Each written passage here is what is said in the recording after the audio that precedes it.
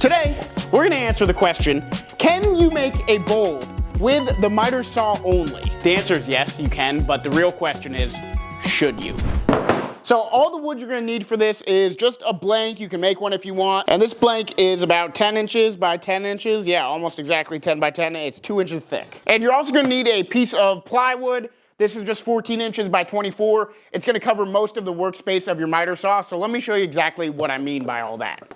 We're gonna be double-side taping this to the miter saw in a little bit, but not quite yet. For now, what we're gonna do is, since our miter saw slides, we're just gonna slide it back and forth until we feel like we found what might be the middle, like right there. It doesn't have to be perfect. This is just a guessing game right now, and that's totally fine. Once we feel like we found it, we're gonna go ahead and lock in our miter saw. So now this thing won't slide. Now we're gonna just make a tiny, tiny cut into this, like 1/16 of an inch deep, just a tiny, tiny bit. All right, there it is. It is tiny. That's perfect. Now that we've made that mark, we're gonna bring it back over to our workbench, and we're gonna find the mark, and then we're gonna find the middle of that mark. So that's about right there. We're gonna use a 1/16 inch drill bit, and we're gonna go all the way through.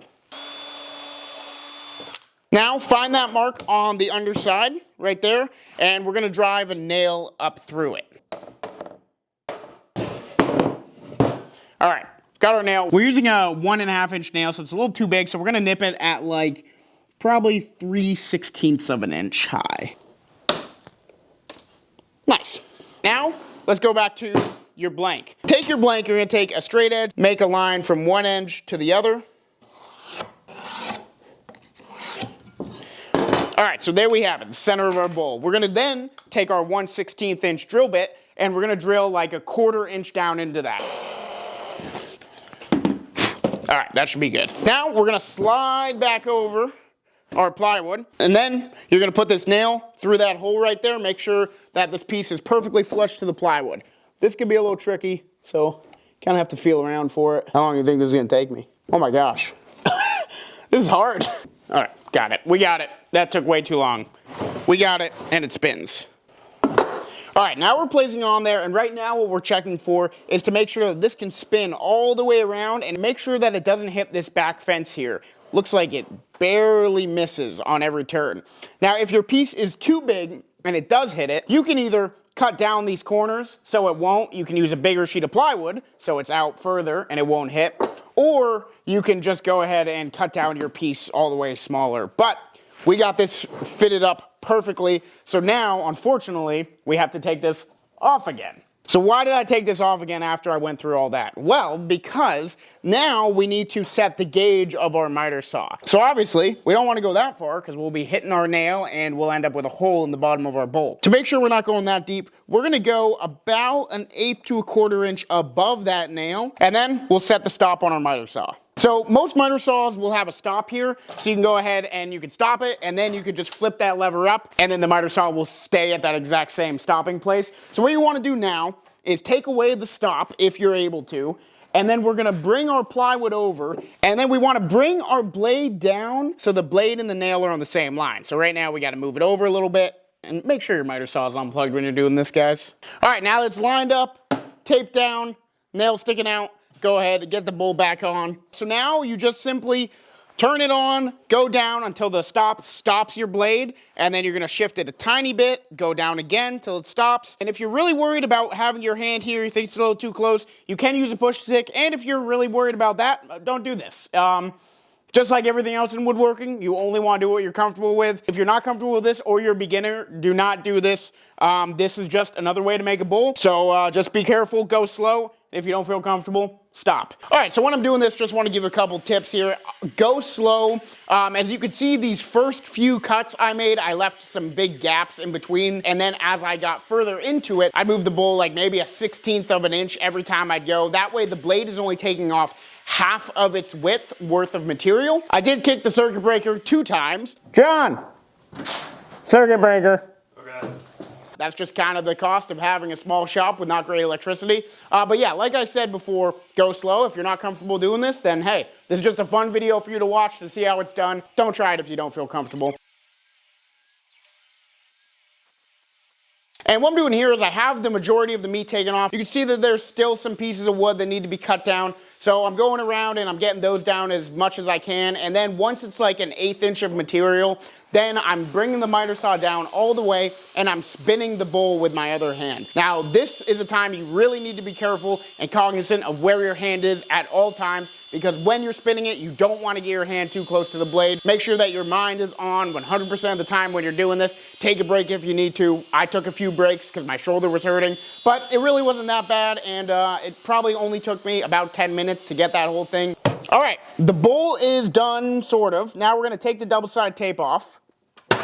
Wow, that was a lot. So here it is, although it is square. Now, I've seen a lot of videos of people make this and they leave them square, and that's great. I actually do like the way it looks. I think it looks pretty cool. But we're gonna try to make it circular, and not with a router, not with the table saw. We're gonna try to do it on the miter saw.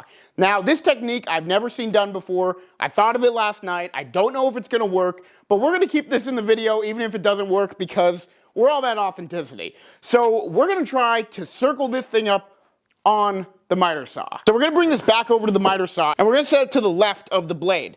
So now what I'm gonna do is I'm just gonna bring the blade down, and the miter saw is unplugged right now, and I'm just gonna kind of guess about a 1/2 inch away from where the bowl concave ends. Then I'm gonna spin this all the way around, make sure that if we're cutting here, we still have material, and it looks like we do. Looks like we are gonna run into some problems right here.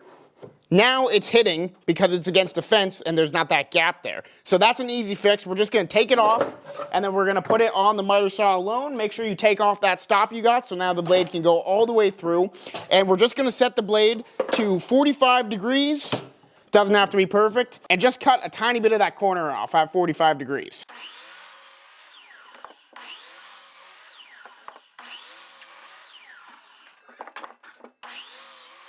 And now you can go all the way around and that doesn't hit. All right, now we're gonna bring the piece back, square it up to this back fence right here. Doesn't have to be perfect. Now we're gonna go where that bowl goes to flat up there, and we're gonna move this so this is about a 1/2 inch away from there, and then check, make sure that if you were to spin this all the way around, you'd be cutting off material and you wouldn't be falling off the edge, cutting into nothing. Double side tape this board back down to the miter base. It will be easier if you have a longer sheet of plywood, but if not, this should be fine. Now that this is secure, now we're gonna take the bowl off. I know it's a lot of bowl on, bowl off, but trust the process. Now we're gonna set a stop right here, where this blade touches that plywood. Now, I'm just gonna go all the way through, shift it a little bit, all the way through, shift it a little bit, all the way through, shift it a little bit, until I've gone all the way around and I've got a round over. Again, never done this before, don't know how safe it's gonna be, so maybe you don't wanna try this, but we're gonna make a round bowl, no matter what it costs. Well, not no matter what it costs. I hope it doesn't cost a finger. So you can see, as I'm taking off these big chunks, that's the sketchy part. Taking off those big chunks, the piece wants to move, so I'm putting a ton of pressure on one side, and I just don't think it's a good idea. I'm not ever gonna do this again. But once I got those big chunks off, I was like, okay, it's getting a little bit better now. My hand was far enough away from the blade while I was doing this that I think it'll be okay to go ahead and finish this off just to see if the technique works. So yeah, the technique works. Do I recommend it? No. Not even do I not recommend it. Don't try it. I'm gonna tell you, don't try to make the bowl round with the miter saw. Go ahead, do the first part, cut into it, make a square bowl with the miter saw. That's safe enough if you're comfortable doing it, but don't make it round. Use a router jig or something else, a jigsaw, a bandsaw. Don't do it on the miter saw like I did. All right, looks pretty good. So we sanded a little bit. Now we're gonna put a chamfer on the edge here. While I'm doing this, I wanna give a quick shout out to John up north. He's got a woodworking channel. Definitely go check him out. He's doing some beautiful projects over there. And he's up north, we're up north. Us New Englanders, we gotta stick together. So check out the link in the description. We've got his channel there. Go subscribe to him.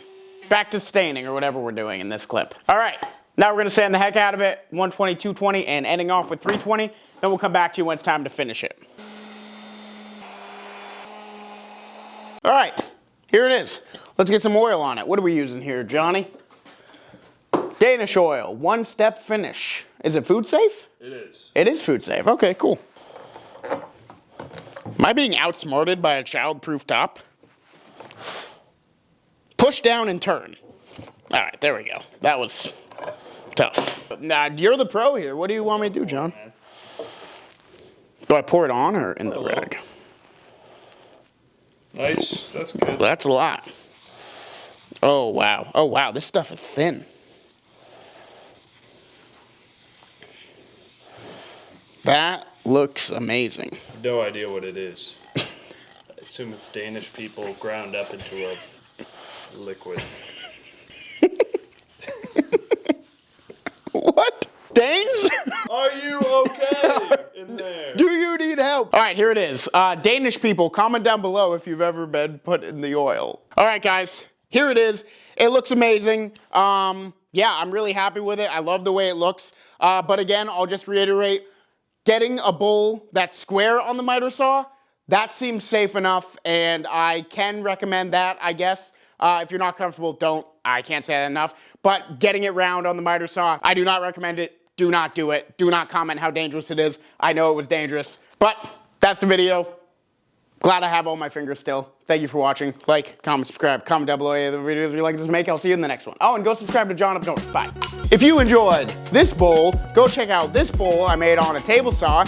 And you can check out how I made a router tray. Router tray with a router here.